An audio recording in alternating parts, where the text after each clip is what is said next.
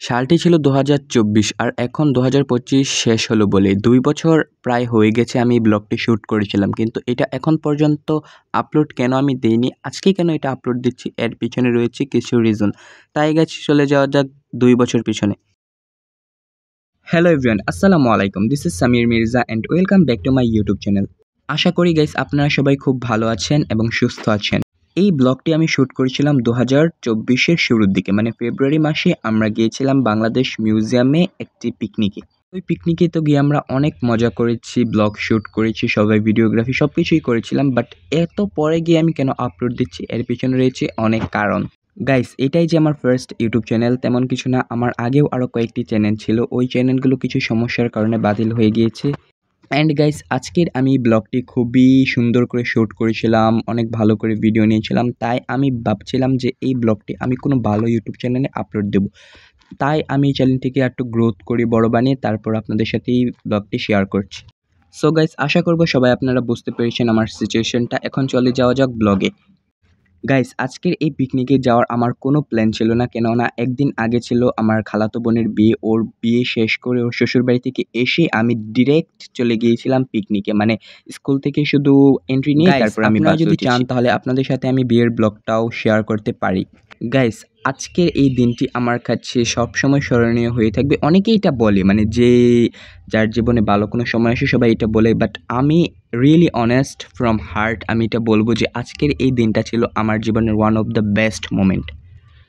সবাই সকালে স্কুলে একসাথে জড়ো হলাম, তারপর বাসে উঠে নাচানাচি করতে করতে ইতিমধ্যে আমরা চলে এলাম বাংলাদেশ ন্যাশনাল মিউজিয়ামে। এই মিউজিয়ামটি মানে আমার কাছে এত ভালো লেগেছে, মানে I am just speechless to watch that.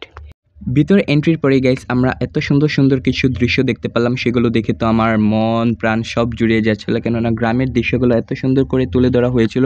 আপনি জাস্ট সামনে থেকে দেখলে এটা কখনোই কল্পনা করতে পারবেন না যেটা ফেক, মানে এতটা রিয়েলিস্টিকভাবে তারা এগুলো গড়ে তুলেছেন। মানে I am just speechless to watch that.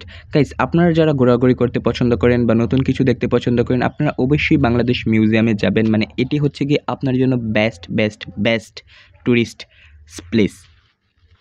Guys প্রথমত তো আমি মিউজিয়াম ট্যুরে আসতে চাচ্ছিলাম না, আমার ফ্রেন্ডরা আমাকে অনেক জোর করে রাজি করিয়েছে যে তোকে ছাড়া যাবোই না, মানে সবার কথা শুনে তারপর আমি রাজি হয়ে যাই, মানে বিয়ে থেকে ডিরেক্ট আমি এখানে আসি। কিন্তু গাইস প্রথমে এসে আমি ভাবছিলাম যে এটা কেমন আর হবে, মানে আমি যখন গাড়িতে ছিলাম তখন আমি এটা ভাবছিলাম, কিন্তু গাইস ভিতরে দেখার মানে ঢোকার পরে আমি বুঝলাম যে গাইস এটি এত বড়, আপনি যদি সারাদিনের সময় নিয়ে ঘোরেন তাহলেও আপনি এটা শেষ করতে পারবেন না। মানে আমার কাছে তো এটা অনেক অনেক বেশি ভালো লেগেছে। গাইস আমি জানি না যে আমি ব্লগিং কেমন করতে পারছি। গাইস আমার তেমন মানুষের সামনে ক্যামেরা নিয়ে যাওয়া বা আমার একটি শাইনেস আছে, আমি পাবলিকলি ক্যামেরা হোল্ড করতে পারি না। এটা আমার খুবই একটি মানে কি বলবো গাইস, এটা আমার অভ্যাস নেই, এটাই বলতে চাচ্ছি। অ্যান্ড আমি যে কথা বলছি এগুলো আমার অনেকবার ভেবে ভেবে বলতে হচ্ছে। গাইস আমি তো এখনই মাস্টার হতে পারবো না, আমাকে আস্তে আস্তে শিখতে হবে, আস্তে আস্তে এগোতে হবে। আজ পর্যন্ত যত যত বড় বড় কন্টেন্ট ক্রিয়েশন মানে কন্টেন্ট ক্রিয়েটর ইউটিউবার এসেছে তারা সবাই এভাবেই শুরু করেছে, অ্যান্ড আমিও এভাবে শুরু করছি। অ্যান্ড আপনি যদি চান আপনিও শুরু করতে পারেন, এটার মধ্যে লজ্জার কিছু নেই, কেননা আমরা সবাই শিখতে এসেছি। দুনিয়াকে শিক্ষা এবং শিক্ষা দেওয়ার দুটোরই জায়গা। গাইস ইতিমধ্যে আমার বান্ধবী চলে এলো, বান্ধবী বলতে আমার ক্লাসমেট চলে এলো। ও বলছে ওকে কয়েকটা ভিডিও করে দিতে, এখানে সে ঘুরে ঘুরে ও ব্লগার, ওকেও আমি ব্লগ করে দিচ্ছিলাম মানে আমার ফোন থেকেই। তখন গাইস আমরা সবাই অনেক মজা করার পরে আমরা চলে যাই বাইরে খাওয়ার জন্য। গাইস আমাদের খাওয়া দাওয়া শেষ করার পর আমরা এখানে দেখতে পেলাম কোনো কিছু নিয়ে একটা আন্দোলন শুরু হয়ে গিয়েছে, তারপরে এখানে অনেক মিডিয়ার লোকজন এসেছে, তারপর আমরা ওগুলো দেখছিলাম। আবার আমাদের স্কুলের কিছু ছেলেরা এখানে গিয়ে ইন্টারভিউ দিয়েছে, অ্যান্ড গাইস ওগুলো শ্যুট আমি নিতে পারিনি। তখন গাইস আমরা চলে গেলাম বাহিরে, এটা হচ্ছে গিয়ে বাহিরের যে জিয়া উদ্যানের যে প্লটটা এটা হচ্ছে ওইখানে। গাইস এইটি হচ্ছে অনেক অনেক সুন্দর একটি জায়গা, মানে জিয়া উদ্যান আই এম জাস্ট অবাক ওইখানে গিয়ে। আপনারা হয়তো এই জায়গার সাথে অনেকেই পরিচিত যারা আপনারা ঢাকায় থাকেন বা আপনারা যারা যারা জিয়া উদ্যানে গিয়েছেন, এই জায়গাটার সাথে আপনারা সবাই পরিচিত। এই জায়গাতে আমি আগে অনেক ভিডিও দেখতাম, বাট গাইস প্রথমত আমি এই জায়গাতে চলে আসলাম, আমার তো এখানে এসে খুবই ভালো লাগছিল, আমি বলতে পারবো না আমার কতটা ভালো লাগছিলো। তারপর আমি আমার বান্ধবীকে কিছু ভিডিও ফুটেজ নিয়ে দিই ওর টিকটক ভিডিওর জন্য। গাইস ব্লগটির ফাঁকে আপনাদের সাথে আমি একটি কথা শেয়ার করি। আমি গাইস অনেকদিন হয়ে গিয়েছি ফেসবুকে একটি পেজ খুলেছি, কিন্তু এখন পর্যন্ত আমার ফেসবুক পেজে কোনো ফলোয়ার আসেনি এবং আমার একটি টিকটক আইডিও আছে, ওখানে আমার 3,500-এর উপর ফলোয়ার আছে। গাইস আপনারা যারা যারা আমার ভিডিওটি দেখছেন তারা অবশ্যই আমার টিকটকে এবং ফেসবুকে ফলো করে দেবেন এবং আপনারা আমাকে টিকটকে মেসেজ করলে আপনাদেরকে আমি অবশ্যই রিপ্লাই দেওয়ার চেষ্টা করব। সো গাইস ইতিমধ্যে দেখতে দেখতে সন্ধ্যা হয়ে গিয়েছে, আমরা যাচ্ছিলাম মানে আমরা আবার ফিরে ব্যাক করছিলাম বাড়িতে। কিন্তু গাইস এত সুন্দর একটা ওয়েদার ছিল তখন গাইস, মানে দেখতে পাচ্ছেন আপনার আকাশটা কত সুন্দর লাগছিল দেখতে। দেন গাইস আমরা সবাই তো বাসেই ছিলাম বসে, আমি এত সুন্দর সুন্দর ভিউ উপভোগ করছিলাম এবং এখানে বসে বসে আমি চা খাচ্ছিলাম। আমি চা নিয়ে নিয়েছিলাম বাসের মধ্যে। গাইস এত সুন্দর, মানে আমি ঢাকাতেও এসেছি, আমার মানে ঢাকার এক্সপিরিয়েন্স আছে, আমি ঢাকা আগেও অনেক এসেছি। এখন গাইস এটা হচ্ছে গিয়ে আমাদের main part of this picnic. Guys এটি হচ্ছে মানে আমার জীবনের বেস্ট বেস্ট বেস্ট মোমেন্ট, কেননা গাইস আমরা এখানে এত মজা করেছিলাম, মানে এই নাইট যেই টুয়ার সময়, রাতের এই 2 ঘন্টা সময় আমরা অনেক বেশি মজা করেছিলাম। মানে আমরা সকালে যখন সবাই যাচ্ছিলাম, মানে কেউ এত বেশি না, মানে যারা নাচছিল তারা নাচছিল আর সবাই বসেছিল। বাট গাইস এই সময় আমরা সবাই একসাথে, মানে কোনো তফাৎ নেই, সবাই আমরা একসাথে এখানে নাচানাচি করছিলাম। মানে আমার তো এটা দেখে খুবই ভালো লাগছিল। গাইস আমি আপনাদের সাথে আরেকটি কথা শেয়ার করি। আমার ইউটিউবে বা সোশ্যাল মিডিয়াতে আসার কোনো ইচ্ছা ছিল না। আমি ছোটোবেলা থেকেই খুব ক্রিয়েটিভ ছিলাম, তাই আমার কাজিন সিস্টাররা আমাকে অনেক সময় অনেক অ্যাডভাইস দিত যে তুই তো পারিস সামির, তুই ইউটিউবে বা সোশ্যাল মিডিয়াতে অ্যাকাউন্ট খুলে ওইখানে কাজ শুরু কর, কেউ তো মাস্টার হয়ে আসে না, তুই শিখছিস এবং তুই ভিডিও আপলোড কর। তখন আমি ওদের অ্যাপ্রিসিয়েট কি মানে তেমনভাবে নিতাম না।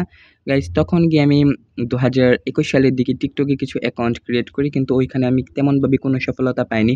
গাইস আপনারা জানলে হয়তো অবাক হবেন, আমি গত 3 বছর ধরে ইউটিউবে আছি, বাট এটি হচ্ছে গিয়ে আমার লাস্ট আইডি। আমার আগের 2টি 3টি আইডি ছিল, ওই আইডিগুলো আমার অনেক বাজেভাবে ফ্লপ হয়ে গিয়েছিল, মানে ওইখানে আমি কোনো কাজই করতে পারতাম না, মানে কোনো কিছুই না। গাইস এটি হচ্ছে আমার শেষ একটি স্বপ্ন। আপনারা যদি আমার পাশে থাকেন তাহলে অবশ্যই আপনাদের জন্য আমি আরও ভালো ভালো ব্লগ, ভালো ভালো ভিডিও, ফানি ভিডিও, আপনার যেমন ভিডিও ডিমান্ড করবেন আপনাদের জন্য আমি তেমন ভিডিও নিয়ে আসার চেষ্টা করব।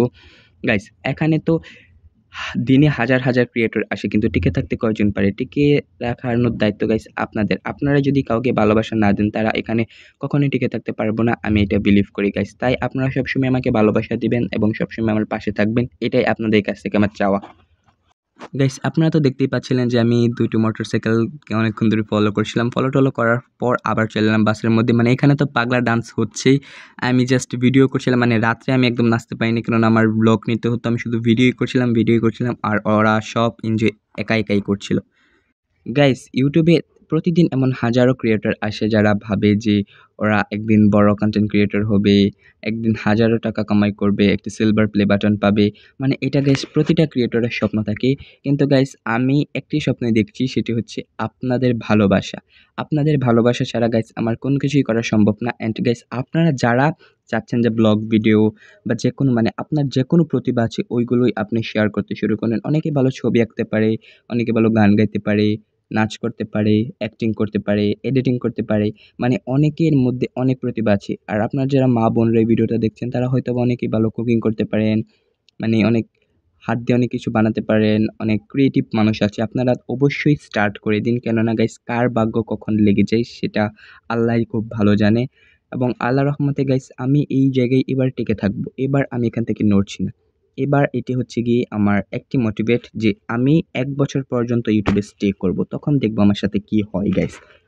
সবসময় গাইস নিজের প্রতি কনফিডেন্স রাখতে হবে, কেননা কনফিডেন্স ছাড়া কেউ কখনো এগোতে পারে না। কনফিডেন্ট হলো মানুষের জেতার মূল মন্ত্র। এই দেখেন গাইস এই ব্লগটা আমি প্রায় ২ বছর আগে শুট করেছিলাম, কিন্তু এটি আপলোড করছি গিয়ে আমি ২ বছর পরে, মানে প্রায় ২ বছর পরে এসে। এই দেখেন গাইস এখানে আমার একটি জিনিস ছিল, সেটি হচ্ছে গিয়ে আমার নিজের মনের আকাঙ্ক্ষা দিয়ে আমি আজকের এই ব্লগটি এডিট করে শ্যুট করে এত কষ্ট করি।